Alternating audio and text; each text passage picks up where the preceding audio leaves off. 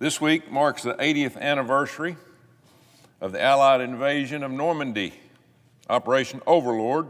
On June 6, 1944, was one of the most significant events in human history.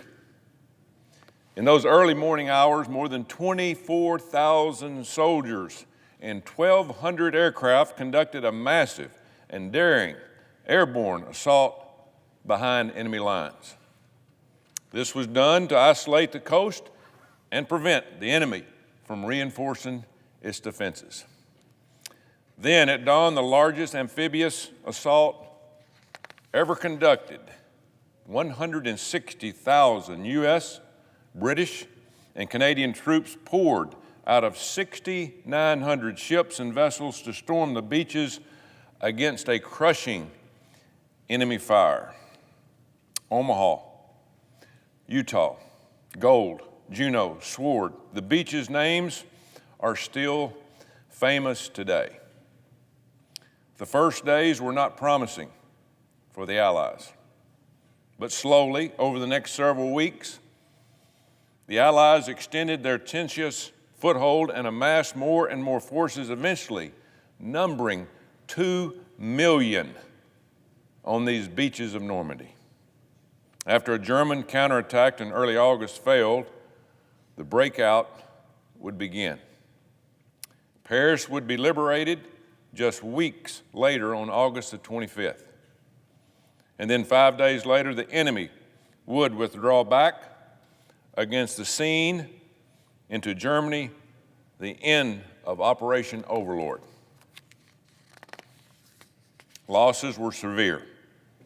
June the 6th, D-Day, alone, the Allies suffered more than 10,000 casualties.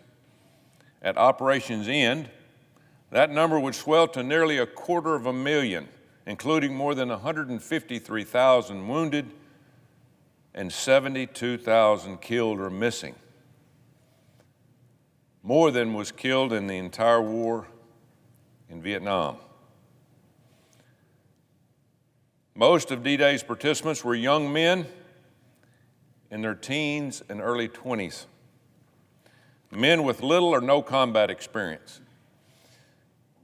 and their whole lives in front of them landed on those beaches. Men like my father, Charles Tuberville, a farmer from Arkansas who was not yet 19. He was 18 years old when he landed at Utah Beach on that very day of June 6th. I can't imagine what it must have been like to carry such an incredible burden at such a young age. To leave your family and loved ones knowing you might not make it home. My dad would tell you it's because it was their duty.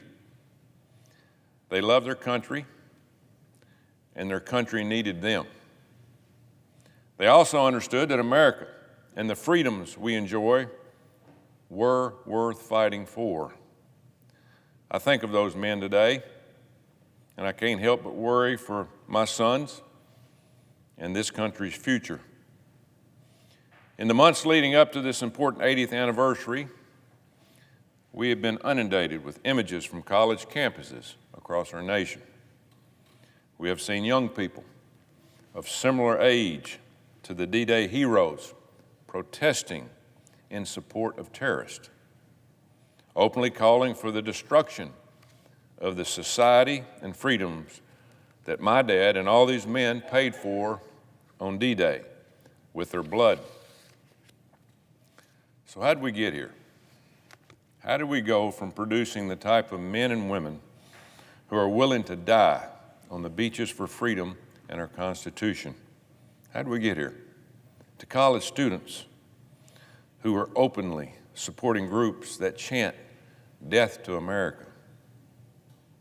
Sadly, our education system has failed the younger generation. Many of our major universities are more concerned with woke ideology than with quality education. They have no interest in teaching students the truth about our country and our founding principles. Many of our students are being taught to hate this country, to hate America. And the results speak for themselves. More and more high school students today can tell you everything you want to know about the made-up gender spectrum. They can carry on a conversation about that. But you know what? They struggle to read at grade level and do basic math. Our progressive education system, controlled by teachers' unions, has made us ranked 26th in the world in math, and 26th in the world in math, and 6th in reading. It's embarrassing. It's unforgivable. The teachers' unions try to silence parents and cover for incompetence while our children are suffering. Merit is now problematic, as our nation has been taken over by the Marxist, diversity, equity, and inclusion, or as better known called DEI ideology. This woke teaching sows division by teaching our kids to resent each other. Think about that for a minute. Our young people are the greatest resource that we have, but we are failing them. I worked in the education system for 35 years, and I'm embarrassed. I'm appalled. All to appease a radical ideology that has taken over this country. As a result, the Army has had to lower its standards because many enlistees can't meet the minimum requirements. You heard that right. We've had to lower standards. Our standards, both mentally and physical. We could learn a lesson or two from those heroes, like my dad, who bravely served and stormed the beaches 80 years ago Thursday. Those men and women were united in the belief that America was a country worth fighting for. So, please join me, especially this Thursday, in honoring the brave heroes who risked and in many cases gave their lives for freedom and what we have here today.